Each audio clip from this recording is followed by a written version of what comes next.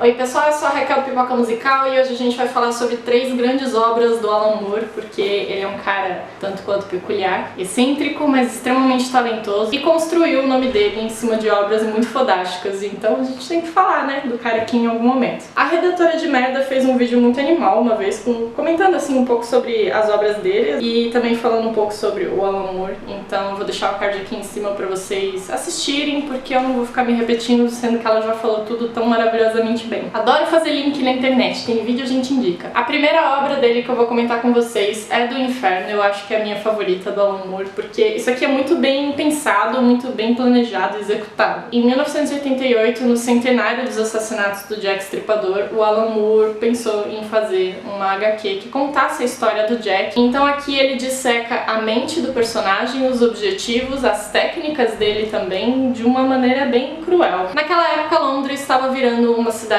bem industrializada e o bairro de Whitechapel era extremamente decadente, a gente vê isso perfeitamente ambientado nos quadrinhos. E o caso do Jack deu asas à imaginação de muita gente, porque foi uma coisa assim, não sabia quem era, podia ser qualquer pessoa, a imprensa sensacionalista divulgava qualquer informação que recebia, não conseguia confirmar direito, tanto que o nome do Inferno vem de uma carta que, porque, enfim, quando a polícia começou a tratar esses casos, muita gente mandava carta pra polícia e pros jornais se identificando como Jack, dizendo que era o Jack Stripador. E aí a única carta que se considera verdadeira, realmente, que deve ter vindo do assassino, porque tinha um pouco de sangue da vítima, começava dizendo que foi escrita do Inferno, from Hell, né? O mais curioso com relação ao Jack é que tem muitos especialistas que já traçaram o perfil do Jack e dizem que ele já foi tudo. E aí teve um cara do FBI, eu acho, um tempo atrás, que ele fez o perfil e disse que tudo que já saiu até hoje não poderia estar mais longe da verdade, porque uma pessoa como o Jack, que fez o que fez, do jeito que fez, ele não poderia viver em sociedade, assim. Então, sei lá, ele provavelmente não era um vizinho de alguém, não era um membro da realeza, ele devia ser alguém que não conseguia suportar tudo que estava acontecendo ao redor dele, assim, precisava moldar o mundo à maneira dele. Sabe-se que o assassino nunca foi encontrado, a proposta do Alan Moore nem é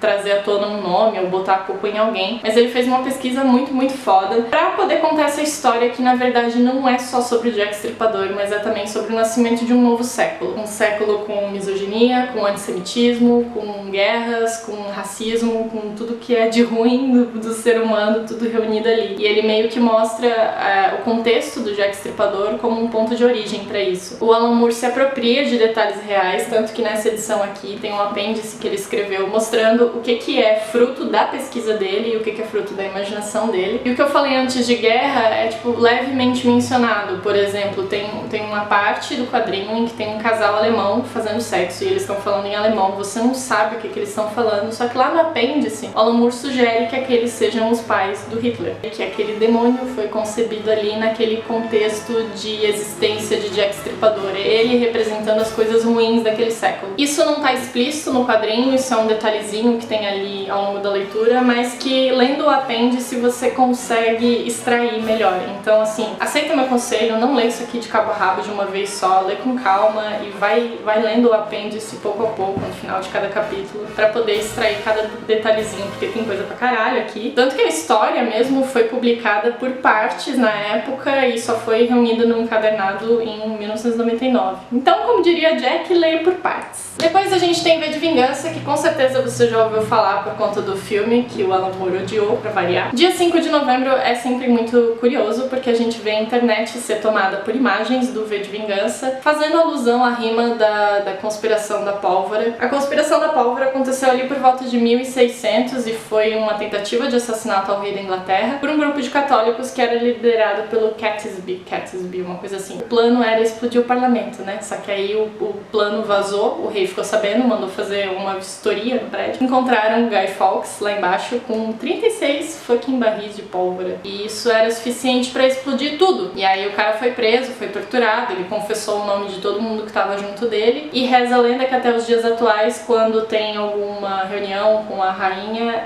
todo mundo revista o prédio just in case. Mas a HQ, né, do que ela fala? Ela se passa numa Inglaterra meio futurista que tá dominada por um regime totalitário muito foda, onde você realmente não tem mais liberdade individual nenhuma, você não pode pensar por si próprio praticamente, porque todo mundo pensa por você e todo mundo toma as decisões por você. Todo mundo governo, né? É um governo que prega o extermínio de minorias, que te vigia, te controla e realmente você não pode fazer nada sem que eles fiquem sabendo. E aí, chegando próximo do dia 5 de novembro, isso se passa ali nos anos 90, essa história aqui, tem uma figura que parece trazer um ar de liberdade para essa sociedade, é uma figura que se autodenomina V. E ele mostra a união e a força que tem por trás de uma ideia, quando todo mundo acredita nela e se esforça para concretizar, as coisas podem mudar. Duas frases que com certeza você já ouviu, que o povo não deveria ter meu governo, o governo deveria ter meu povo, e que ideias são a prova de bala. Obrigada, V, obrigada, Alan Moore, vocês são foda. Essa edição aqui é a Absolute V for Vendetta, é uma edição especial,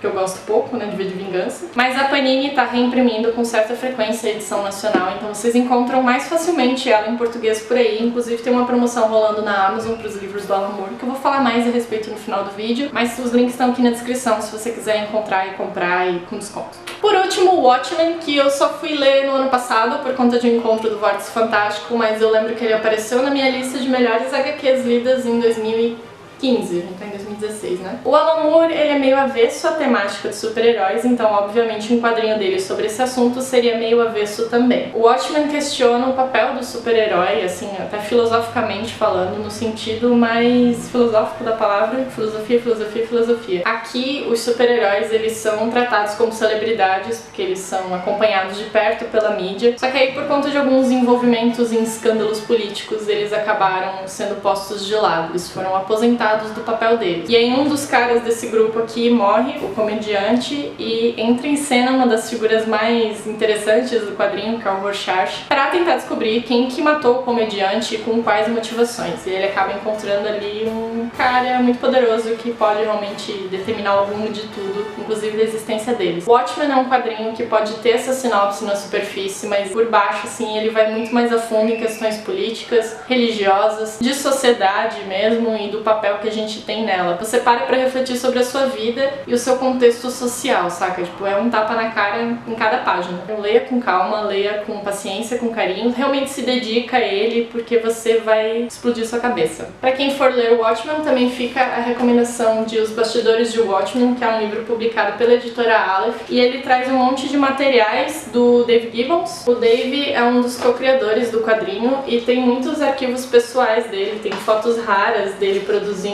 com o Alan Moore, o quadrinho.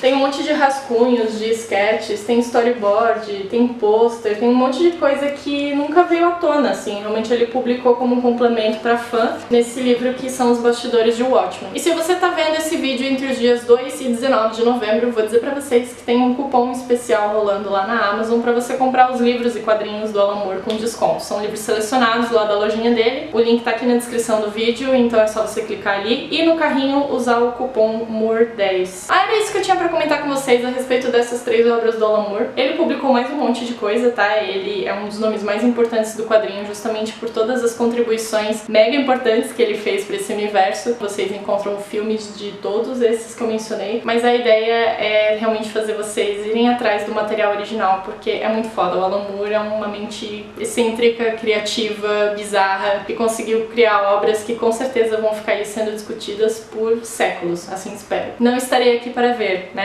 Mas enfim, fiz a minha pequena contribuição aqui com vocês. Espero que tenham gostado do vídeo. Se você gostou, deixa um like, deixa um comentário e eu vejo vocês no próximo vídeo.